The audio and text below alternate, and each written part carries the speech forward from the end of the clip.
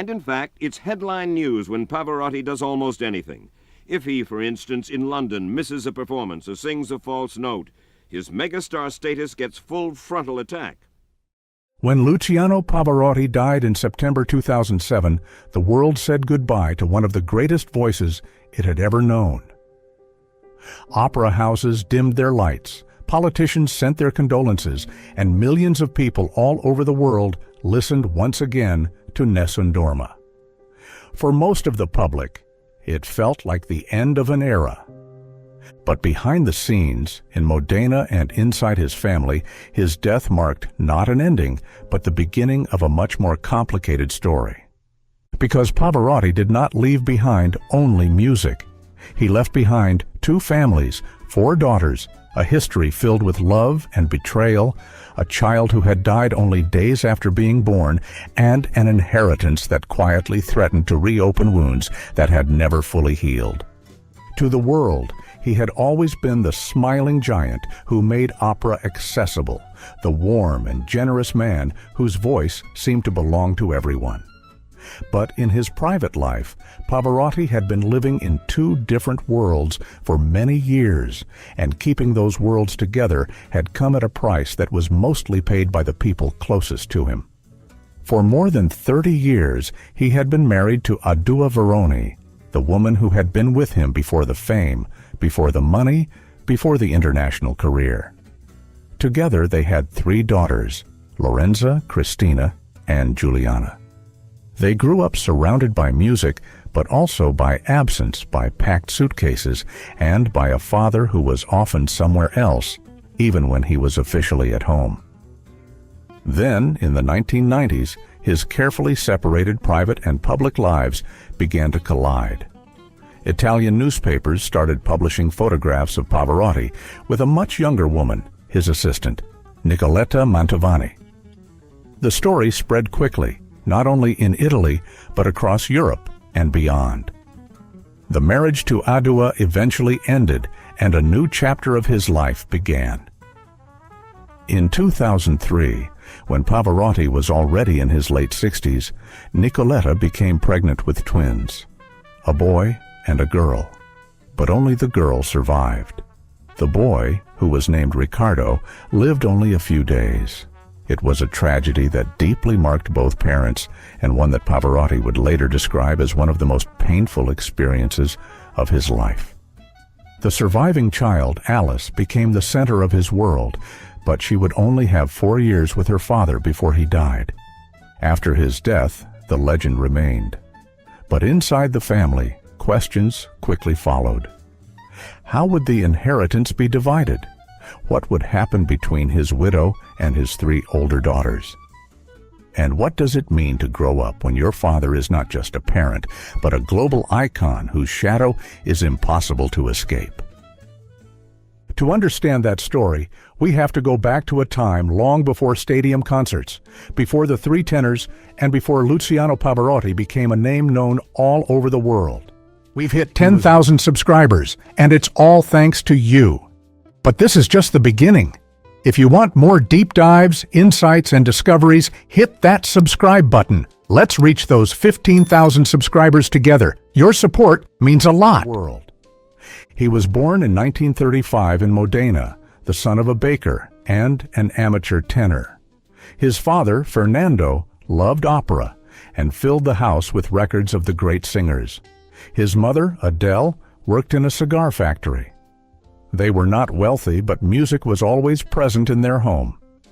Luciano sang in choirs as a boy, but for a long time he did not believe that singing could become his profession. He trained as a school teacher and even worked in an elementary school for a short period. Only in his late 20s did he decide to take the risk and devote himself entirely to opera, knowing very well that success in that world was rare and failure was common. Progress was slow. He studied obsessively, entered competitions, and sang in small theaters across Italy. And then, in 1961, the year that changed everything, he made his professional debut as Rodolfo in La Bohème. That same year, he married Adua Veroni. At that time, their life was still relatively normal. There were financial worries, uncertainties, and long hours of study, but there was also stability. When their 3 daughters were born, Pavarotti was still building his career, not yet living inside the whirlwind that would later define his life. That changed quickly. As his reputation grew, so did the distances. New engagements meant new cities, new countries, and longer periods away from home. For Lorenza, Christina, and Giuliana, their childhood became a rhythm of waiting and leaving, of short reunions and long absences. In later interviews, especially Christina spoke about what it was like to grow up in that world. She remembered long car journeys with her mother across Europe, following her father from one opera house to another. This was long before mobile phones and easy communication. Sometimes they would sit in the audience night after night, watching their own father become someone else on stage. Backstage, she said, there was always tension. No matter how famous he became, Pavarotti was never calm before a performance. The family would sometimes sit with him in his dressing room, play cards, talk, and try to distract him from the anxiety that never really left him. At home, everything revolved around his voice and his schedule. Not because he demanded it, but because the career itself demanded it. His life had become something that affected everyone around him, whether they wanted it or not. By the 1970s and 1980s, Pavarotti was no longer just a successful opera singer. He was one of the most famous musicians in the world. And in the 1990s, his fame reached a level that few classical artists had ever experienced when he became part of the 3 tenors together with Plácido Domingo and José Carreras. Opera left the traditional theaters and entered stadiums and living rooms all over the world. Millions watched the concerts on television.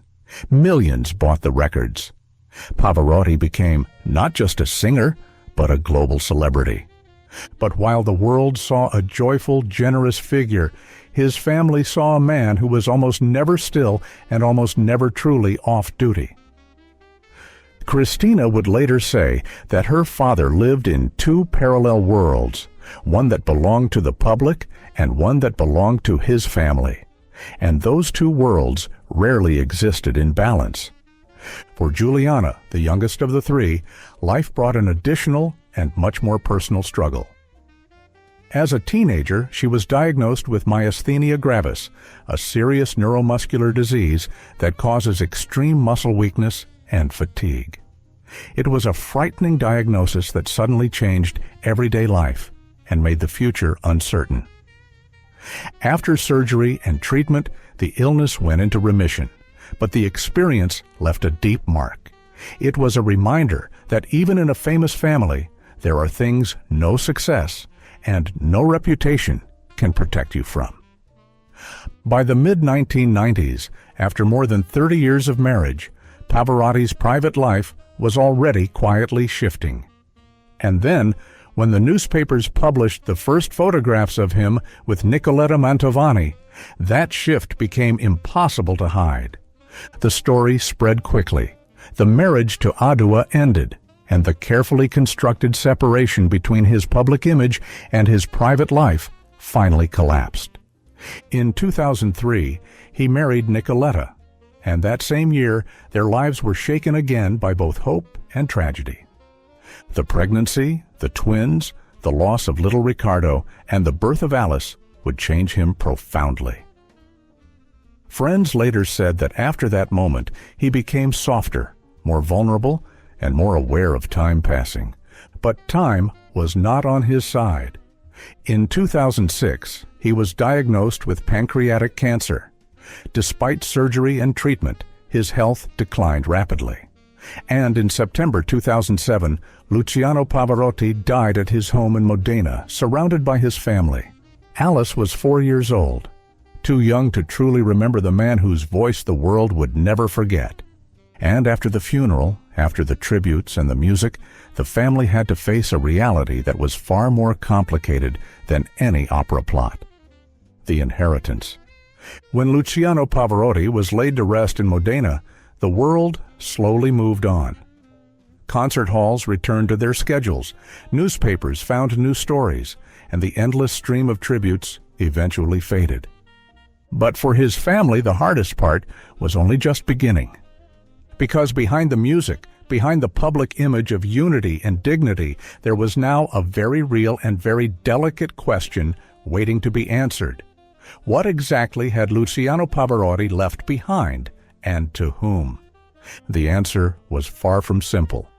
Pavarotti's estate was not just large, it was complex. Over the decades, he had acquired properties in Italy, in the United States, and in other countries. There were valuable royalties, rights to recordings, personal collections, and investments. And to make matters even more complicated, there were not one, but several versions of his will. Almost immediately, the Italian and international press began reporting about potential conflicts. Some newspapers spoke openly about a coming legal battle between his widow, Nicoletta, and his 3 older daughters from his first marriage. Others speculated about how much would be set aside for little Alice, who was still a child and unable to represent herself. For the family, this was an incredibly painful moment. Their private grief was once again becoming public. From the outside, it might have looked like a story about money. But for those involved, it was also a story about recognition, about belonging, and about what it meant to be part of a family that had been divided for years. Lorenza, Cristina, and Giuliana had spent their entire lives as Pavarotti's daughters. They had grown up in the shadow of his career, shaped by his absences, his fame, and the unusual rhythm of his life. And now, suddenly, there was another daughter in the picture, a little girl who had barely known him, but who would forever carry his name. Alice. For Nicoletta, the situation was just as sensitive. She was not only a widow, but also the mother of a young child who had lost her father at the age of 4. And before that, she had lost a son. In interviews, Nicoletta would later say that the period after Luciano's death was one of the loneliest and most difficult times of her life. She was grieving, she was raising a small child, and at the same time she was facing a public debate about the man she had loved and the life they had built together. The existence of multiple wills made everything even more complicated.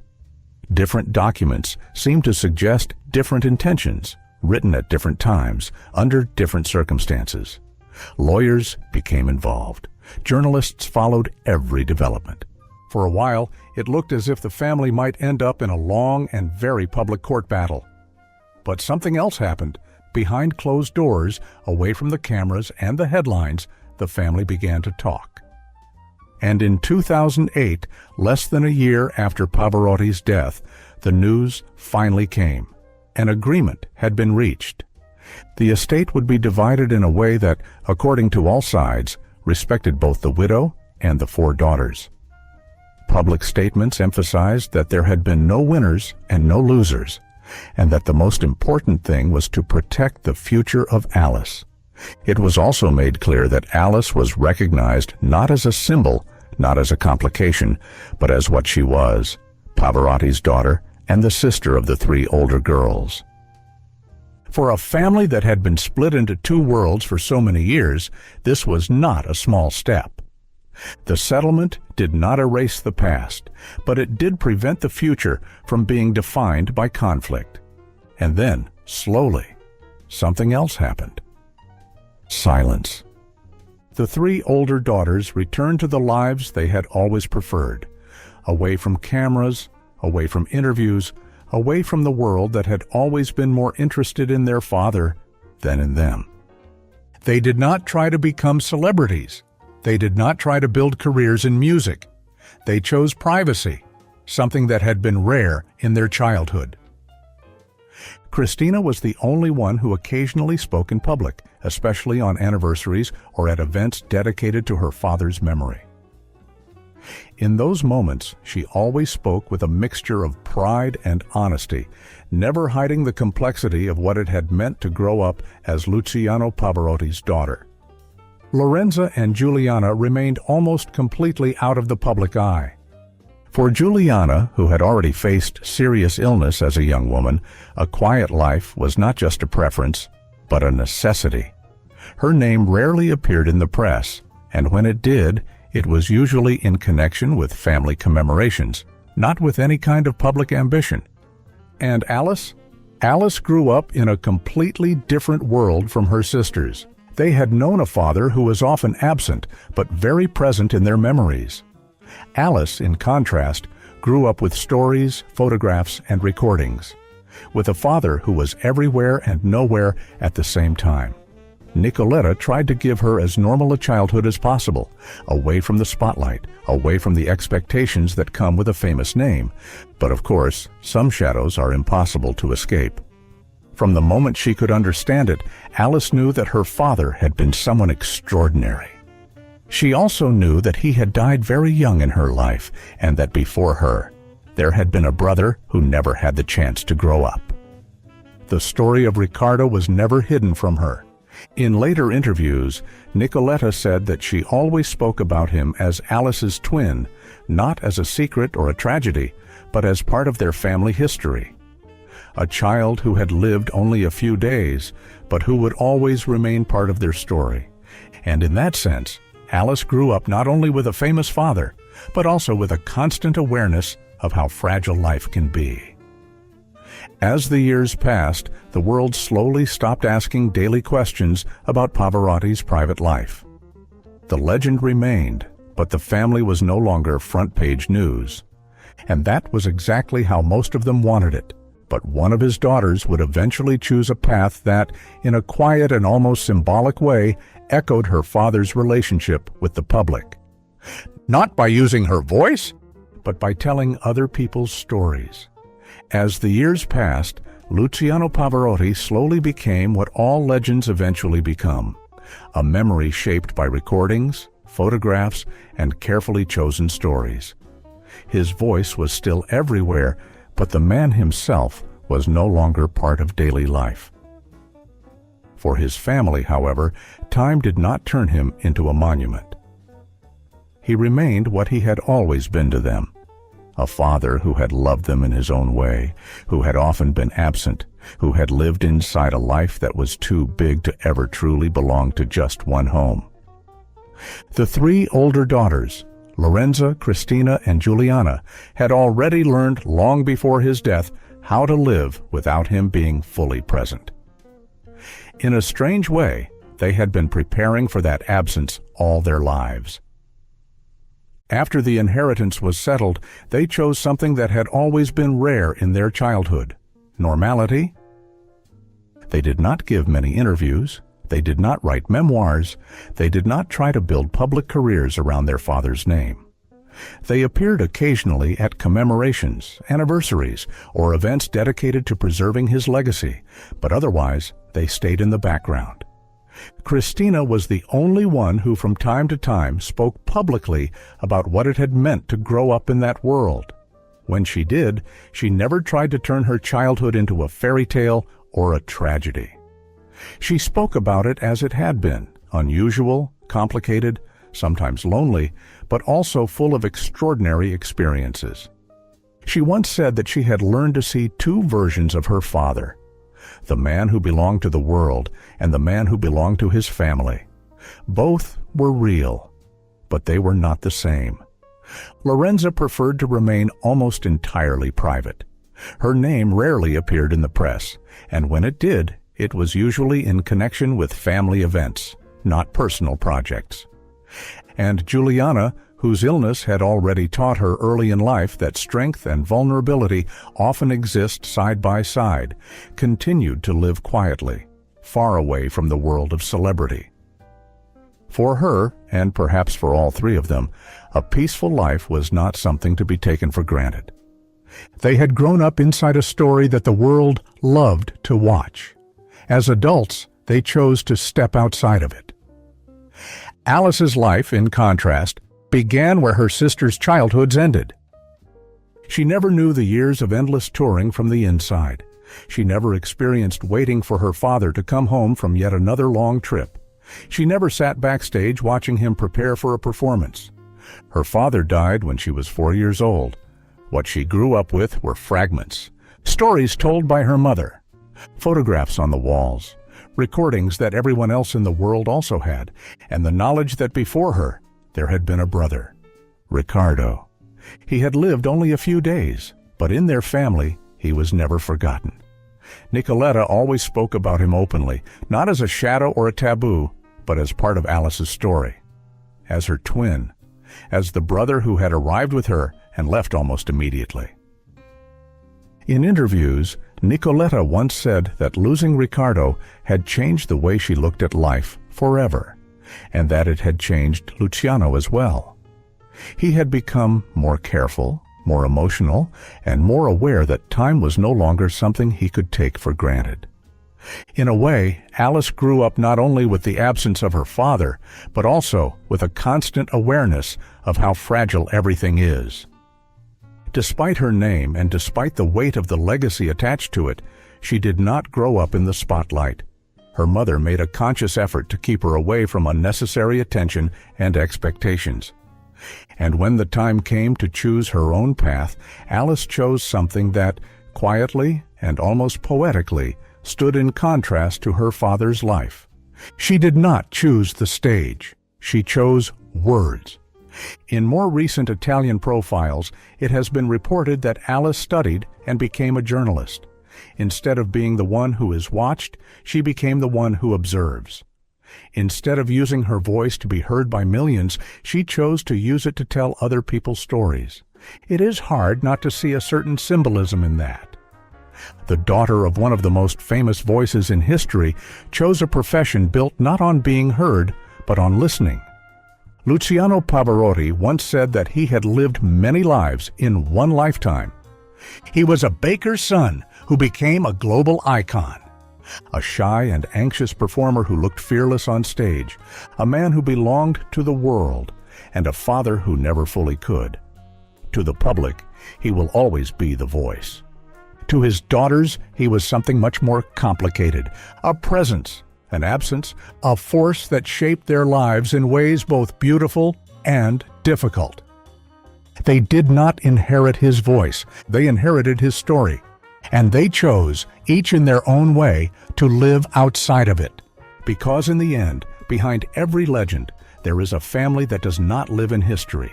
It lives in memory. As we reflect on Luciano Pavarotti's life, it's striking to remember not only the voice that captivated millions, but also the very human legacy he left behind. When he died in 2007, press estimates suggested that his total estate, including properties in Italy, New York, and Monaco, plus royalties from decades of recordings, may have been worth hundreds of millions of euros. At the same time, complications in his accounts left questions about debts and how those assets should ultimately be distributed among his widow and his 4 daughters. It was a reminder that even a life celebrated around the world can have a very complicated ending in private. So if there's one last thought to take with you, it might be this: what do we truly leave behind? Is it the applause, the money, the recordings, or something quieter, the memories held by the people who knew us best? We'll never hear Pavarotti sing again, but we can still ask ourselves, how will our stories be remembered? If this journey into the life behind the legend moved you, and if you want to explore more stories that look past the spotlight to the people behind it, consider subscribing to the channel. We'll be sharing more long-form documentaries like this, each one uncovering the human stories beneath the fame. Thank you for watching, and until next time.